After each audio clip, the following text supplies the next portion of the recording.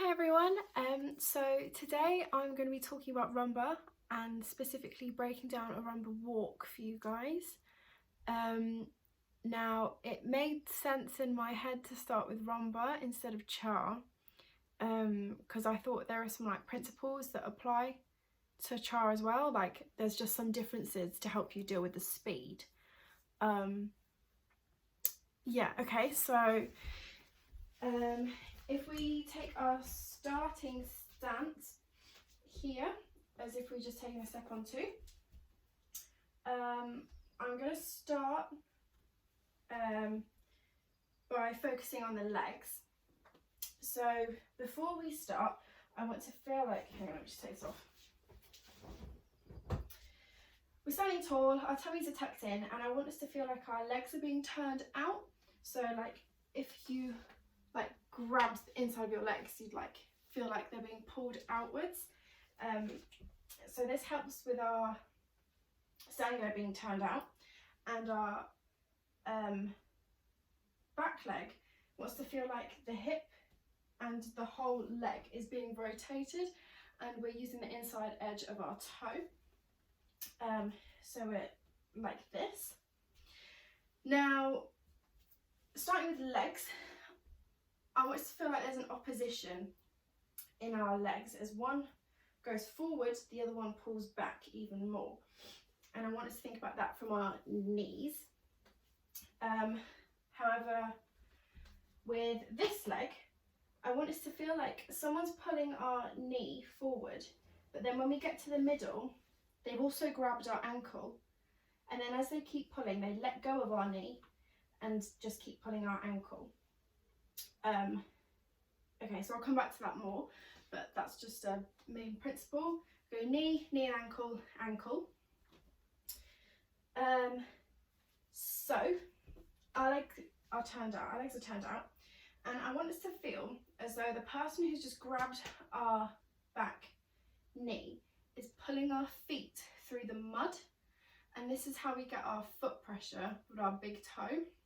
So our back leg is being pulled against its will, and then as that happens, our standing leg, this person is also pushing our standing leg knee backwards, so we get like a bow shape.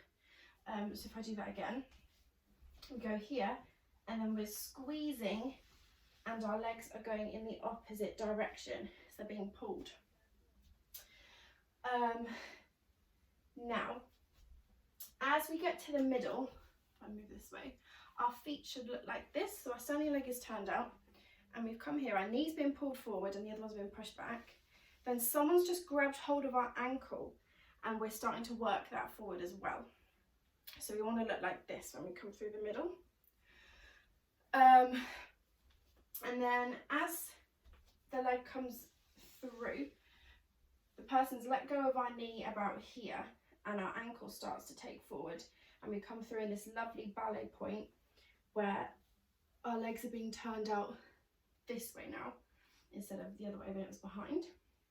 So we're thinking about showing everyone the insides of our legs, and our ankle is high, toes point, legs are straight, knees are pulled up, tummy is in, spine is long. However, I don't want us to get obsessed about putting the ankle forward, because if I turn this way, if I show you, while this might look really pretty, we have a straight line to our feet, my knee's actually gone in this direction, and if you looked at that from the front, it would look as if I'd have a great big hole in my legs, which isn't nice. We want to keep our legs together. So don't get too caught up about turning the ankle so much that our knee goes over there. We still want our knee to be straight, but we can still feel like our ankle is being pulled forward. Okay, so we've got our opposing stretch here. Our ankle is taken over, we've got to our lovely point. However, I don't want you to just stand here, because why have a little step when you can have a big step and use all that power that you've stored in your standing leg, and I'll come on to that when I talk about body action. So we're really on balance in our standing leg because you want to feel like everything's being pushed down.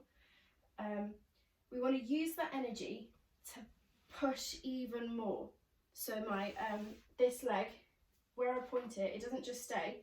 I'm going to push and then stand on it. Oh, I fell over there. So I'm going to push and then stand on it, and then we're ready to start again. So if I went from the beginning, we're pulling, squeezing, and I don't know if you can hear my feet on the floor, but I can hear my toes on the wood panels, like really like sliding against the floor, and like your toes should be hurting doing it at this speed. Obviously when rumba gets a bit quick and you're doing it to the speed of music, like the slower you do something, the more control you need to have, so it's going to hurt a bit more. So we've done this, push, push. Now moving on to our body. In our starting position, the legs turned out, tummy tucked in, we want to feel like this rib is being stretched this way while our hip is being pulled back. So we have this stretch here, and when we come through the middle, if you watched my previous video on hip action, body action, we talked about the distinction between our ribs and hips, and that our rib goes first and our hips follow. The same thing's going to happen here in our rumba walk. We're just going to walk and like draw the bottom end of our 8 with our hips, kind of. So we start with this stretch, and then when we come through the middle, all that happens is that we go from the stretch being this way to this way. So we go here, here. So this rib is going this way and our hip is being pulled backwards.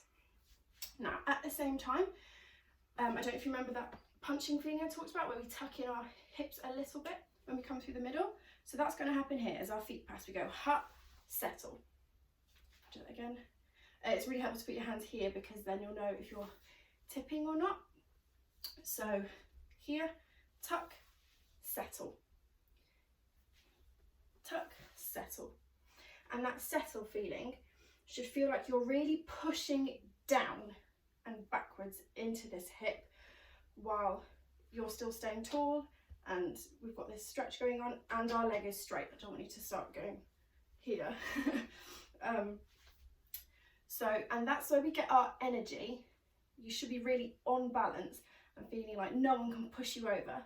That's where we get our energy to push onto our next step. Okay, so hip tuck, spine, settling into the hip, ready for our next step. How this would work in our walks timing wise is if we went here on 2, we want to settle on 3 and 1 and step on 2 and 4. So if I went 2, 3, 4, 1. I do that again. 2, 3, 4, 1. Now, when you're learning, it can be really helpful to break it down to like 2, 3, 4, 1. That doesn't look very nice. You want to make it more fluid. So we go 2, 3, 4, 1. And practicing your walks, your rumba walks, is actually a really good thing to do at home because you don't need much space. I could probably fit about 2 walks in here, like a spot turn. If you're doing it in the same place, you'd be like 2, 3, 4, 1, 2, 3, 4, 1, 2, 3, 4, 1, 2, 3, 4, 1. I still need to work on my rumba walks, but I can break them down. And another thing being at home is that you can do it at your own pace. You can do it at that speed, and then when you feel like you're getting better at it, more on balance, you can, you're not stuck to the time of a class or a song in practice. You can put on a slow song and kind of like build up to it. Songbird by Eva Cassidy is a really good slow song to practice to, I find. So yeah, I hope that helps. I'll get on to spot turns at another point, and I hope there's lots for you to practice with. Bye!